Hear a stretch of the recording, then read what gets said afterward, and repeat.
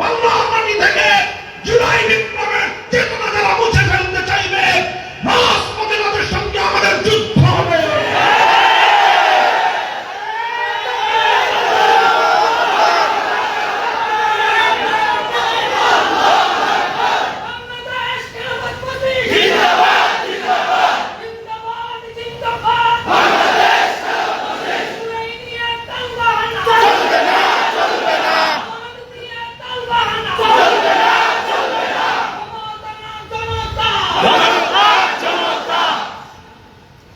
সংগ্রামী ছাত্র বন্ধুগণ, জুলাই বিপ্লবের দুটি প্রধান আকাঙ্ক্ষার কথা আমি বললাম।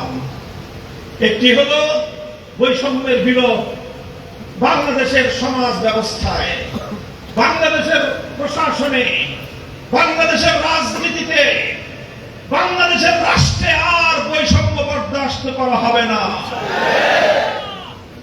দ্বিতীয় আকাঙ্ক্ষা হলো রক্ত দিয়ে যে ফ্যাসিবাদকে বিতাড়িত করা হয়েছে, পুরাতন রূপে হোক নতুন রূপে হোক, আর কোন ফ্যাসিবাদী স্বৈর শাসক বাংলার ক্ষমতার মসনদে বসতে দেওয়া হবে না।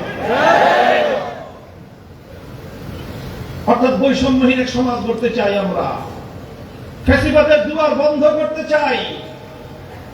প্রশ্ন হতে পারে, কিভাবে এই ফ্যাসিবাদের দুয়ার বন্ধ হবে, কিভাবে বৈষম্যহীন সমাজ গড়বে? প্রিয় ভাইরা আমার, এই দুই অভিপ্রায় এবং দুই লক্ষ্য অর্জনের জন্যই জুলাই বিপ্লবের কিছুদিনের পরেই বিপ্লবীরা আওয়াজ তুলল, জুলাই সনদ প্রণয়ন করতে হবে, জুলাই চার্টার তৈরি করতে হবে। এই আওয়াজ ধীরে ধীরে উচ্চারিত হলো, এই আওয়াজ আস্তে আস্তে সংঘবদ্ধ হলো, এই আওয়াজ ধীরে ধীরে বাংলার আকাশ বাতাসকে প্রকম্পিত করে তুলল।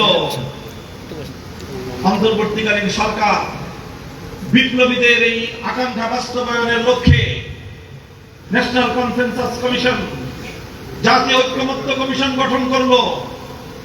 6টি কমিশন থেকে তারা সংস্কারের প্রস্তাব গ্রহণ করলো।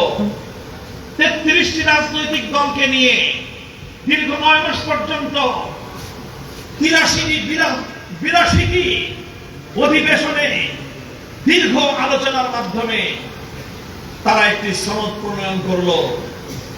সেই সনদটিকেই বলা হচ্ছে ঐতিহাসিক জুলাই সনদ। সেই জুলাই সনদে সকল রাজনৈতিক দল, 33টি রাজনৈতিক দল সম্মিলিত হয়ে সেই সনদ প্রণয়ন করা হলো এবং সকলেই আগে পরে যে কোনো ভাবেই হোক, বাংলাদেশ জাতীয়তাবাদী দল বিএনপি থেকে শুরু করে জাতীয় নাগরিক কমিটি এনসিপি পর্যন্ত সব দল সেই জুলাই সনদে স্বাক্ষর করা হলো। সেই জুলাই সনদের প্রধান আকাঙ্ক্ষাগুলো কি ছিল? জুলাই সনদে যে সকল বিষয়গুলোকে প্রস্তাব আকারে রাখা হয়েছে তার মধ্যে অন্যতম প্রধান প্রস্তাব হলো, এতদিন পর্যন্ত বাংলাদেশের রাষ্ট্রে এক নায়কতন্ত্র তৈরি হওয়ার সাংবিধানিক ব্যবস্থাপনা ছিল। সকল ক্ষমতা এক ব্যক্তির কাছে কুক্ষিগত করে রাখা হয়েছে। সেই ব্যক্তির নাম হলো প্রধানমন্ত্রী, একটি পদ। জুলাই সনদের মাধ্যমে সেই প্রধানমন্ত্রীর ক্ষমতার চেয়ার যেন আর কোন স্বৈরাচারী উৎপাদন না করে, সেই চেয়ার থেকে আর কোন ফ্যাসিবাদী শাসক যেন জন্ম না হয়, সেই চেয়ার থেকে আর কোন বাংলাদেশে খুনি হাসিনা যেন জন্ম নিতে না পারে, সেজন্যই জুলাই সনদে প্রধানমন্ত্রীর হাতে কুক্ষিগত ক্ষমতাগুলোকে একটু বিভক্ত করে বিকেন্দ্রীকরণের মাধ্যমে গুরুত্বপূর্ণ কিছু ক্ষমতা রাষ্ট্রপতির চেয়ারে প্রদান করা হয়েছে। 6টি গুরুত্বপূর্ণ ক্ষমতা রাষ্ট্রপতিকে প্রদান করা হয়েছে। প্রধানমন্ত্রীর হাত থেকে বিচার বিভাগকে স্বাধীন করার জন্য সেখানে প্রধান বিচারপতি এবং সিনিয়র আইন বিচারপতিদের সুপ্রিম কোর্টের সিনিয়র বিচারপতিদের সমন্বয়ে নিয়োগ কমিশন গঠন করে বিচারপতি নিয়োগের মাধ্যমে বিচার বিভাগকে স্বাধীন এবং দলীয় আনুগত্য মুক্ত একটি সুন্দর ভারসাম্যপূর্ণ ন্যায় বিচারের আদালতে পরিণত করার জন্য জুলাই সনদে প্রস্তাব করা হয়েছে। এর 2 নম্বর, অর্থাৎ কিছু ক্ষমতা যাবে রাষ্ট্রপতির কাছে, বিচার বিভাগ সংক্রান্ত ক্ষমতাগুলো চলে যাবে প্রধান বিচারপতির নেতৃত্বে গঠিত নিয়োগ কমিশনের হাতে এবং বিচার বিভাগ সম্পূর্ণ স্বাধীন হবে। 3 নম্বর হলো যে একটি নির্বাচিত সরকারের মেয়াদের পর একটি নতুন তত্ত্বাবধায়ক সরকার গঠিত হবে, আর সেই তত্ত্বাবধায়ক সরকারে যেন আর কোন কেএম হাসানকে নিয়ে আর নতুন কোনো মারামারি না হয়, আবার যেন 2006 সালের 1/11 তৈরি না হয়, সেই রকম পরিবেশে যেন আমার বাংলাদেশ আবার নতুন করে আবদ্ধ না হয়ে পড়ে, গণতন্ত্রের জন্য দেশের মানুষকে যেন আবার রক্ত দিতে না হয়, সেই জন্য একটি সুন্দর নিরপেক্ষ নির্দলীয় নিরপেক্ষ তত্ত্বাবধায়ক সরকার গঠন এবং দলীয় প্রভাব মুক্ত নির্বাচন কমিশন গঠনের প্রস্তাব এই জুলাই সনদে নিশ্চিত করা হলো। এই হলো 3 নম্বর। আর 4 নম্বর হলো যিনি প্রধানমন্ত্রী থাকবেন তিনি রাষ্ট্রের দায়িত্ব পালন করবেন, তিনি দলীয় পদে থাকতে পারবেন না।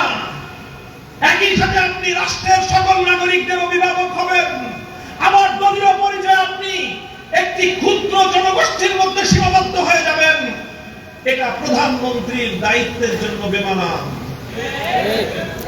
এইভাবে মৌলিক প্রস্তাবনাগুলোর মাধ্যমে এই জুলাই সনদকে এমন সর্বোপরি করা হলো, সংসদকে ভারসাম্যপূর্ণ করার জন্য দ্বিকক্ষ বিশিষ্ট সংসদ গঠন করার প্রস্তাবনা আনা হলো এবং বর্তমান নিম্ন কক্ষের 350 সদস্যের পাশাপাশি 100 সদস্য বিশিষ্ট একটি উচ্চ কক্ষ গঠিত হবে, আপার হাউস।